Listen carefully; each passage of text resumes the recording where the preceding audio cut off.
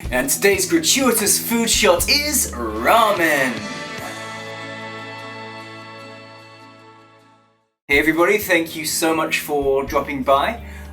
It's currently April 2019 and that means I've been in Japan for about 4 years now. You know, it's not a hugely long time. You know, there's plenty of immigrants into the country, or expats if you want to call them that, who've been here for, 20, 30 years. But, it's not a short time either. I think it's kind of just about enough time to get to know the country a little bit. So I decided to bring this channel back from the dead and talk about, how I'm feeling after about 4 years in a new country, living in Japan, and whether the honeymoon period is over or not. Now I'll try my best to curb my tendency to ramble, and so that you don't have to just look at this ugly mug for the whole thing, I'm going to put some walkabout footage that I've taken around my neighborhood and walking around in Tokyo.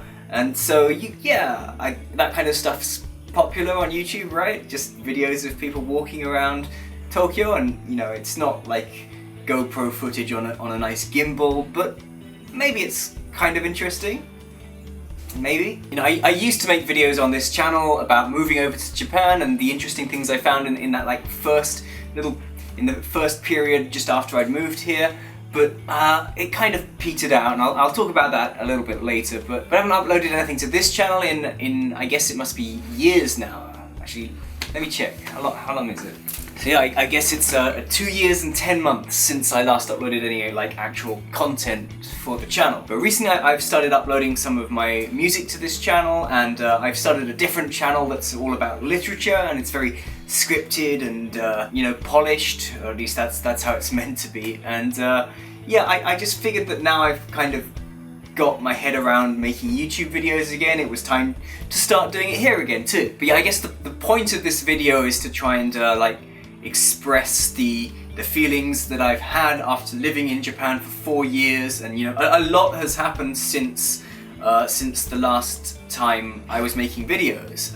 My 3 novels got published, I got my PhD, I bought my house, relatable content, right? That's what people love on YouTube. I changed jobs twice, I got a new band, I got a whole lot of pets who I can probably make a nice video about in the future. Let's go get a couple to say hello to. This is Ben. They don't like the light. This is Effie, and I'm gonna put them back in their nice dark cage. It's okay. I should definitely say that sugar gliders are not pets you should get on a whim. They take a lot of specialized care, they're exotic, a lot of people don't think they should be pets at all, although in the case of Ben in particular, he would not be alive if I hadn't taken him on when he was a little baby that was rejected by his mother. But yeah, I can talk about that in a completely different video. Point is, a lot has changed for me in these last few years, and mostly it's for the better, and I don't know if I'm like the person who can give a very typical experience of what it means to be living in Japan as a foreigner, but I don't know if anybody's experience is exactly typical. Oh geez, I thought my hair looked good today. I grew my hair out for 2 years and got it cut short at Christmas, and I guess I'm not used to how fast it grows. So I guess the reason I'm making this video, the important question to answer is, do I think it's a good idea for people to come and live in Japan if it's possible for them? And to that, my answer would be yes, with a big old asterisk next to it.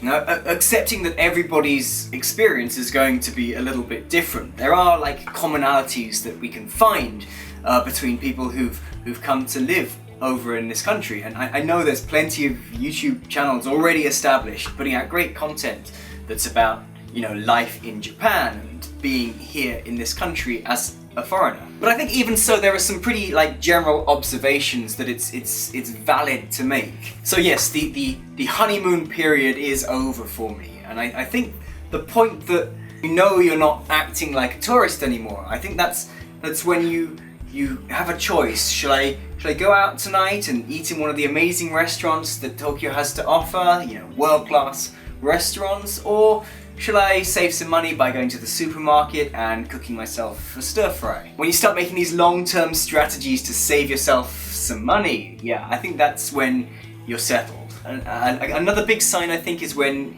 you stop looking to go out all the time, and you have your circle of friends. You sometimes do some crazy things or go and do something that's really that involves a lot of alcohol usually, but you're quite happy to spend a day at home on your own or with your loved ones. That's, again, that's feeling settled. Not settling, that's a different thing, but feeling settled.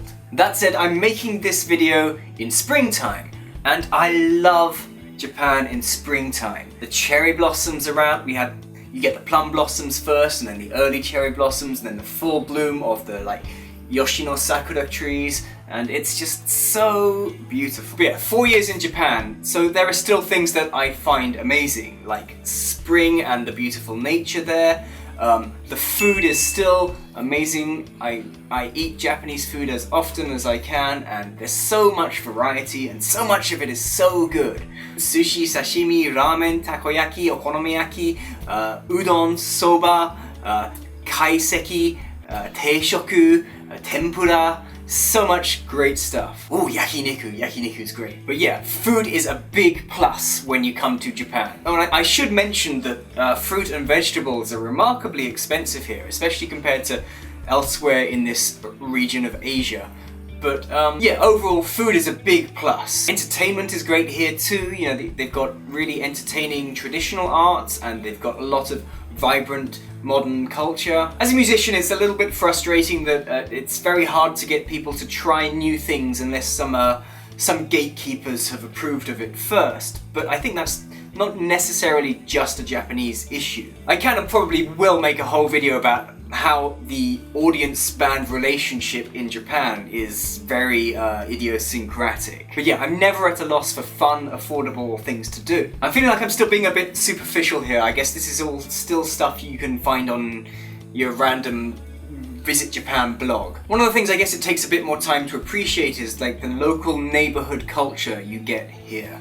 When I first moved to Tokyo, I moved to Shinjuku, which is of course one of the bustling hubs in the center of the city. It's the entertainment district, where the red light district is. There's a lot of bars and restaurants and crowds. And that was great at the beginning, but at least where I was living, there wasn't much of a sense of neighborhood. As you go out into the suburbs, you realize that there's kind of much more of an extreme difference between the heavily urbanized, dense population centers in the middle of the cities, and the older, more genteel neighborhoods, and the transition happens very quickly. You get this image of everyone in Japan being this, salaryman or office lady in their 20s or 30s who live in a tiny little box of an apartment, and everything is grey and repetitive. But coming out from the center of it, you realize a lot of people have houses, a lot of people love their gardens, a lot of people have local shrines they go to, festivals. The kids participate in sports meetings, like they go and play baseball or football or soccer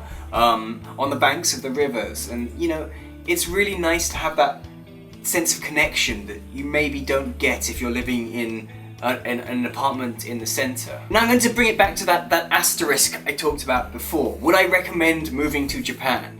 And my answer is yes, if you can avoid being in the corporate system. In my view, the established corporate world, the megalith that is Japanese corporate culture, is by far the biggest disincentive to anybody of any social background or professional level wanting to come to Japan, and the biggest bar to it having a really positive future. Almost all of Japan's major issues are intrinsically tied to the corporate makeup, the corporate culture, the way that they have come to expect people to work. There are of course plenty of documentaries on TV and on YouTube about the issues of karoshi, which is working so hard that you drop dead.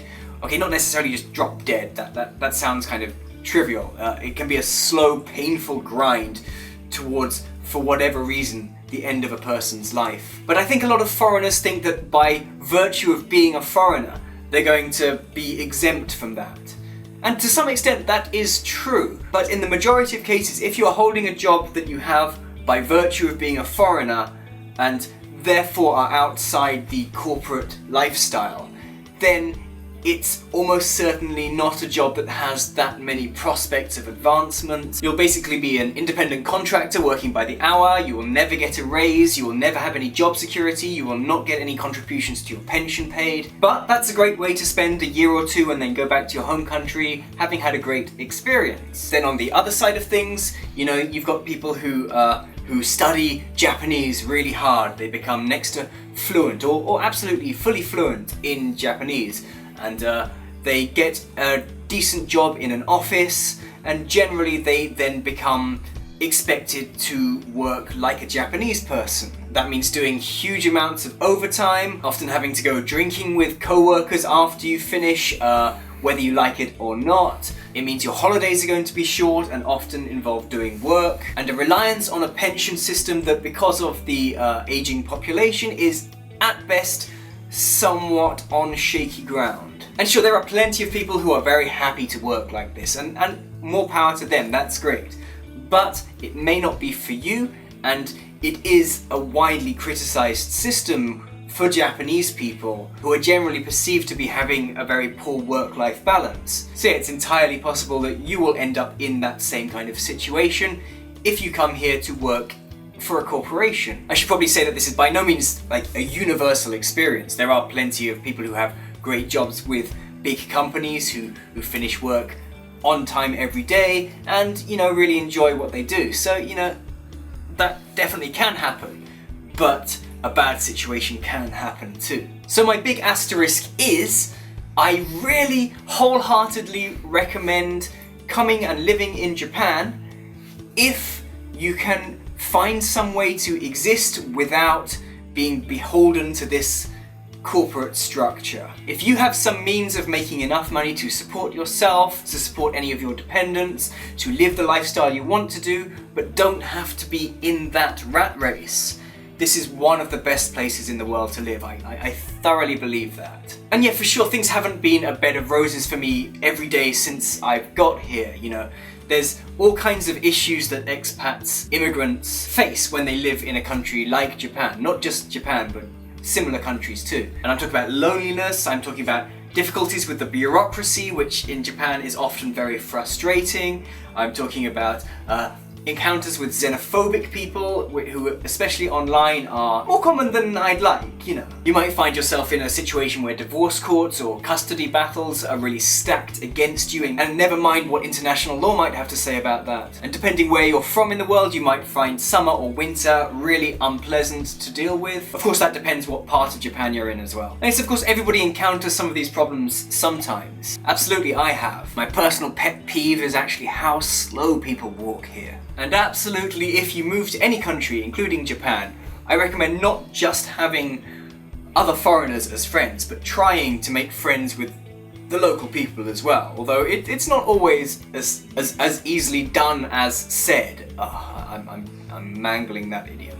But yeah, absolutely, I would say that as somebody who's kind of pushed past that initial stage where a lot of people leave, you know, after 2-3 years, a lot of people are like, I've done that now, I've ticked that box, it's been a great experience, but I'm off home now, bye-bye. As someone who is genuinely very keen to stay here long term, then yes, that's my takeaway. I can only wholeheartedly recommend coming here if you can find some way to support yourself and your way of life without having to sacrifice your soul to corporate overlords. And sure, as an ideal, that's probably the same for anywhere in the world, and I realize how privileged I am to be even giving this piece of advice, because, you know, a lot of people, they've got bills to pay, they've got rent to pay, you know, you need to be working for your corporate master in order to get your wages, and that's the only way you can get through week by week. I get that, I do get that, but I should stress that Japan does have much more of a reputation for driving workers too hard than just about any other country. Okay, I guess that's my takeaway from this. I'm probably gonna revive this channel now and keep doing these kinds of well, not really vlogs, I guess, like chats. Although maybe vlogs will happen too. There's a few things coming up in the next few weeks that should be pretty interesting. So many of the things that I just broached, I could talk a lot more about. As you can probably tell, I'm trying to change the way I'm doing it. Before, I was like really planning out everything that I was saying. It was all supposed to seem very confident and I guess professional. But now I've got another channel that's for that kind of thing now. You know, I'm doing this channel that's about literature and great art, and yeah, I can leave that stuff over there, and then here just not have a script and hopefully be a bit more natural, just be myself a bit more. And you know, I was kind of a little sad that I abandoned this channel. I wanted to keep going. I guess the time I stopped, things were a little tough. I was having a really tough time in my long-term relationship. There was a change in circumstance in the job that I was doing. I wasn't sure if my visa was going to get renewed. The project ended and then the whole job just ended instead of continuing like we were led to expect it would. So I had to scramble to find a visa, and I didn't have much money for quite a long time. I also put on weight and I got allergy problems, which made my skin very red and blotchy. Generally, I wasn't feeling very confident or happy in myself, so yeah, I stopped making videos. But like I said in the beginning of the video, a whole lot of stuff did happen, and you know, I've had some great experiences in Japan. I've been in a music video for SMAP, I've had a little acting part in a drama that was in Okinawa. It was great to go to this little island down there and really enjoy it in the middle of summer. I've been decorating this house myself, and I'm really looking forward to it being finished, and maybe I can do like a house tour and talk about the process of buying property in Japan. See, I don't know if this is going to be of very much interest to anybody. I don't know if the YouTube algorithm is going to like promote this amongst all of the great content that people who are living in Japan and have decent established channels are putting out. But you know, the thing that probably matters the most is that I make more connections with the people I'm close to, and maybe making these videos is going to help that. So if you've watched all this, then yeah, please do leave a comment. Let's have a conversation. But the thing I would like the most out of this is to connect more with people. And yeah, let me know if this video thing is any good too. Alright, I'll leave it at that. Please check out my other channel. Please don't check out my old videos because they're cringy. And yeah, I'll see you next time, maybe. Excuse you. Bye bye.